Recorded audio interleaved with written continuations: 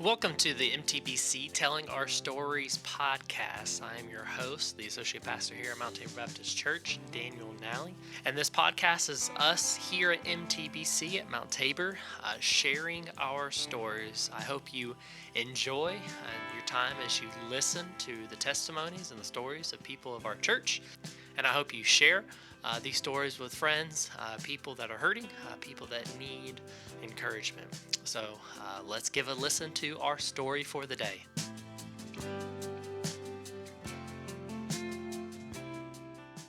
Welcome back to another MTBC Telling Our Stories. Everybody gets thrown off when I do the clap. You don't see it in the video, but it's okay. Today we're sitting down with Miss Lisa Anderson. She is the wife of Tab Anderson, one of our deacons in this rotation, or part of our deacon board. Lisa, I appreciate you coming and sitting down. She literally said before that she's not looking forward to this, but it's all good. You're not the first, and you won't be the last that says that. But I appreciate you taking time and coming in and sitting down and sharing your story. Before we really dive into what Jesus has done in your life, I'd like the people to kind of know who you are, things you enjoy, hobbies, family, anything like that. Okay. Thank you for having me. I am, of course, Lisa Anderson. Grew up in Anderson. Went to New Prospect Church. Was born into that church and started dating Tab. In fact, right before I came, we started talking about. He's like, "How many years have we been married?" And I thought, I'm gonna have to tell him all these things. You're going to have cue cards in the back. Right. I said, well, in June it'll be 39 years. And then we dated for about 5 years. So, Okay. been together a long time. And we have 2 children, Ashla and her husband, Ivy, and grandsons, James and John, live in Greenwood. And then our son, Bry, and his wife, Katie, and son, Henry, live in Liberty. And they are members here at Mount Tabor. So just grew up in Anderson. Then worked at Tri-County Tech. I worked at Tri-County for 32 years and retired in 2018. Did you work at the Clemson Pendleton location? Pendleton. Yeah. Okay. So retired in 2018, which was great. Loving retirement. There you go. Yeah. So it's been fun watching the grandkids grow up, and I was about to say that's really what retirement's probably been. It's just great. and traveling. Oh yeah. We do some traveling and bought a camper, so we we go camping a lot. That's our detox is to go camping, get away from things and all. And so Tab and I do that quite often. So That's awesome. but hobbies, I've been thinking about hobbies. I mean, I like to do a lot of things, but I guess camping and spending time with my grandkids is the biggest thing in my life now. I usually have my grandkids maybe one day a week and spend time with them and like to take them camping. So, I enjoy camping life. Yeah. So, but between the kids and the grandkids, we stay really busy. Yeah. Hey, I tell you what, they will remember those times going camping with y'all.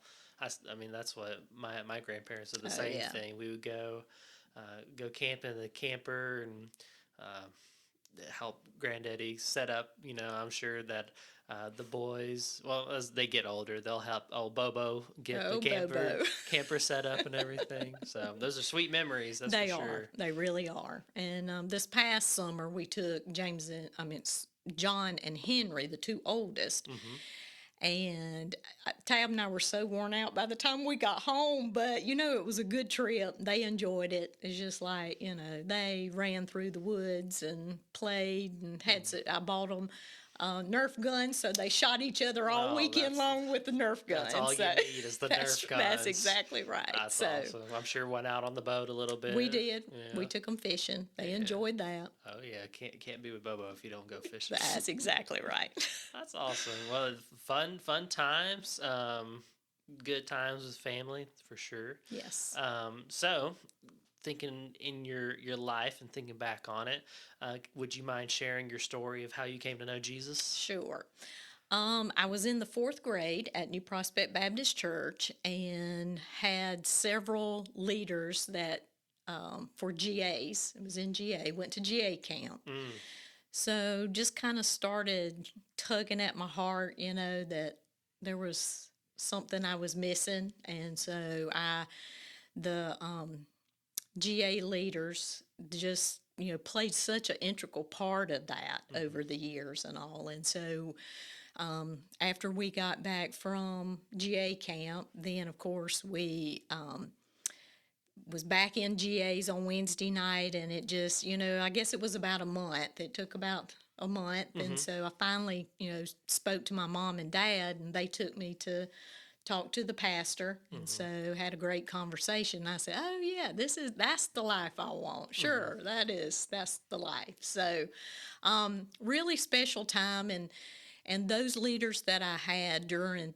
my elementary age also moved up with us. It was like a core group at New Prospect, and they ended up being our sponsors during youth time. really? They Okay. did, and so just we traveled a lot with that group. So it was a really good time, and they were just such faithful servants to God. It was just, and it was good to see that, and you Yeah. just saw it. Every time you were with them, you saw it. So it's like that's how I want to be. Yeah, that's awesome. So I've never thought about that of staying or teachers or leaders staying from kids all the way through the youth because we kind of you don't divide. really do that. Yeah. Yeah, that's not really. But that group of sponsors, and I think all of them have passed at this point. But yeah, the ladies I had as my GAs, and then when I moved into Act Teens as I became a teenager, and then as we moved into the youth department and all. So it was really good, and they were a good group of, we called them sponsors back then for our youth leaders and all. So Yeah. yeah, so it was a good time. Yeah, and they're incredibly impactful Oh in your yeah, life. oh yeah. I always wonder, when people like that they get to heaven, I wonder if Jesus, he gives them a little bit more praise He than the says, pastors. "Job well done."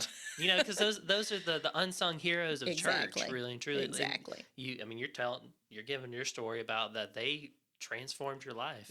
Exactly. Yeah. Yeah. Now, kind of going off, is that part of the reason why you and Tab wanted to serve in youth group and youth department? Because when I got here, y'all had been serving many years before I Yes. even got here, Yes. and served a few years while I was here. So do you think that was part of it, of why? Probably had something to do with it. Never really thought about it, but when we were at New Prospect, Tab and I taught second grade, and so we did that for many years at New Prospect, and so when we made the move to Mount Tabor, it was just like it was something that we should do. I mean, we've always had such a good time with the kids, and the youth. I mean, we enjoyed being in the youth department. So that was a really good time, Yeah. spending time with them. Yeah, that's awesome. I never knew y'all taught second We grade. taught second grade for many years, and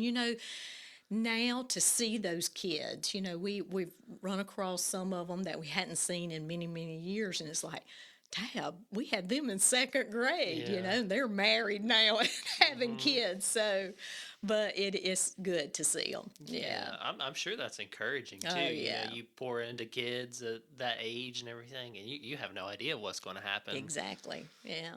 And same way with the youth when we first started here. I mean, they're having babies of their own now, So, Yeah. but it's a good season and a good thing to see how they grow and mature. Yeah. Yeah, that's awesome. So looking through your life, saved at a young age, and talking about you and Tab serving, throughout your time walking with Jesus, have there been moments in your life that you feel like, man, Jesus was there with us during this? Oh, certainly, and several things that come to mind. I guess one of the first things was Bri was playing baseball at Pendleton High School. and just out of the blue, he had a knot to come up on one of his legs. And so, we took him to the pediatrician. Pediatrician sent us to an ortho doctor. And so I think it was at the point that we went to the ortho doctor, that I really was terrified, because he said, "I'm going to send you to a pediatric oncologist." And so, just, I didn't want to scare him, but just a really scary time. And so, Tab and I were just, how Tab and I fall apart. And so it's like, well, so we took him to the oncologist, and I'll never forget this as long as I live. Walked in. It was a doctor that he had cowboy boots on, big cowboy belt with the, and so we just laughed when he walked in, and he came in. He said they had made X-rays and all before he came in to see us, and he said, "You're good. There's nothing there." And at first, it stunned me. It was like, really? He says, "There is nothing there." And so that's one of those moments. It's like, but God, it's like, I know, Tab and I talk about it. It's like, he was completely healed. There was absolutely nothing. And it was a fairly good sized knot on his leg. So, they kept telling us it was probably a hematoma, or it could be a cyst, those kind of things. But, we went to the oncologist that one time, and he's like, "You're good to go. There's nothing there." Well, so, that's wild. and it just, and me, one of my downfalls is always trying to be the fixer of things. I want to take care of things myself. And I think that's one of those times when God said, "Let me take care of it. Yeah. Let me be the one to take care of the situation." So, and I have a hard time with that. So it's just, I feel like I need to fix everything. But, but it was just one of those times that it was just, as we've grown and gotten older, it's like you look back on that, and it's like, God had his hand in that the whole time. That was something that, that he, was definitely in his hands. We had no control over anything, but the circumstance was great, and it's like, but God, you know. Yeah, even in the midst of y'all being, afraid of what was about to be told to y'all, or Sure. And I'm sure that, for now being a parent now is like, you're imagining the worst, like we're going to be going hospitals, things like that, but then doctor with a belt buckle and some cowboy shoes. I just thought a cowboy just walked in the room, you know. But he was a very nice man, and he was like, "Oh yeah, you're good to go. There's nothing there." So that's awesome. But and then I think too, for me, that's been a hard thing is losing my parents. To me, early in life, for me, it's been about 10 years now. And my mother, and watching my mother, my dad passed away first, and he was the caregiver, and so we didn't realize how bad my mom was with dementia.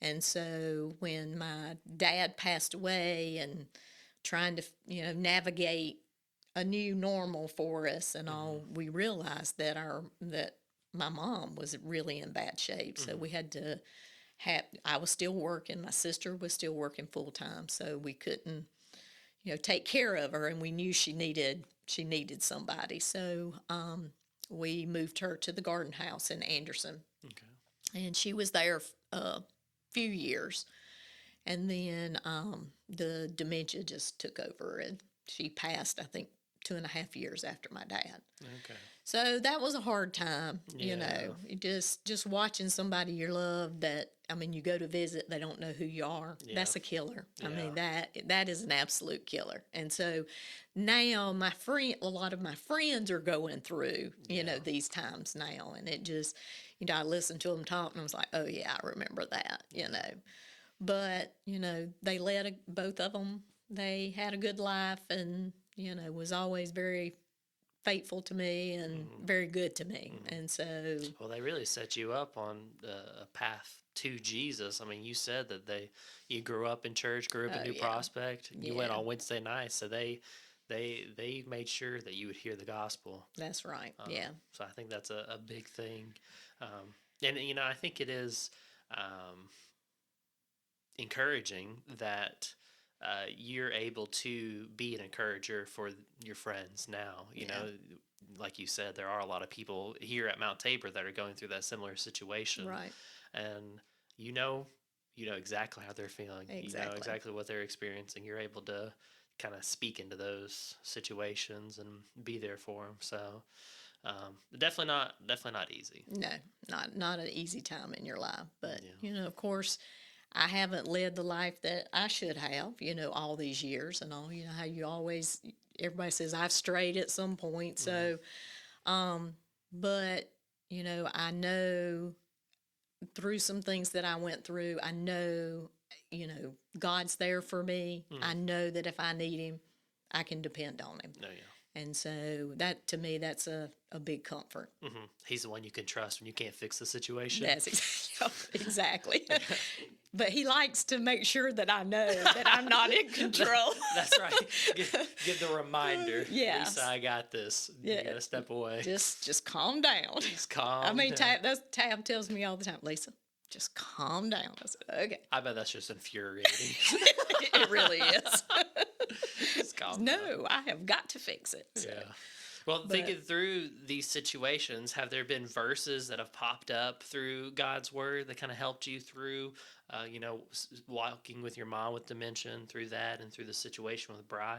Yes, I have some verses that have really meant something to me over the years. And the first one is Psalm 46:1. God is our refuge and strength, a very present help in trouble.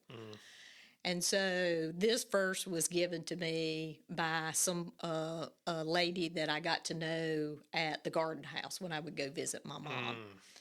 And so that one's been That's powerful. that was been a really strong one for me. And then Romans 8:28, as we know that for those who love God, all things work together for good for those who are called according to His purpose.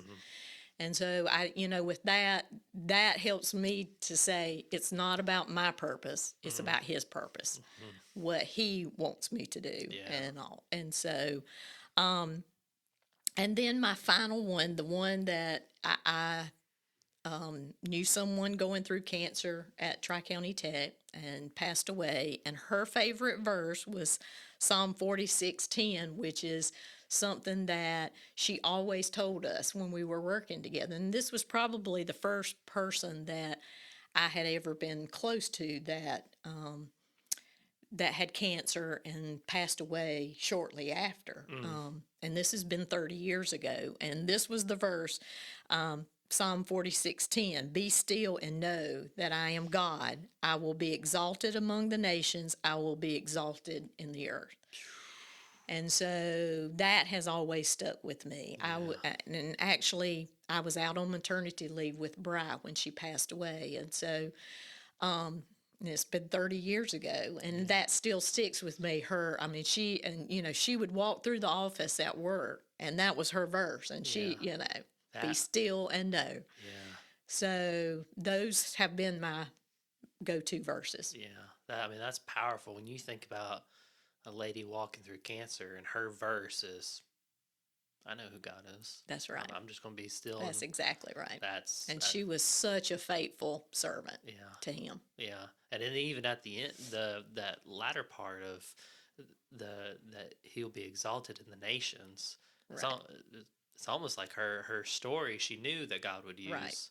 Wow, you read that. I got the cold chills down the spine. I'm telling you, yeah. That's It's powerful. just so just knowing her and knowing her testimony is like I know that verse. Yeah, you've seen it. I've seen that Yeah. verse, and so that's just been powerful for me. Yeah. Yeah. I also think of that first psalm passage you read that you said that someone shared it when you went to go visit your mom in the garden house. So even in the midst of you walking into probably a situation you didn't enjoy every time, Right. you didn't know what was going to happen. Right.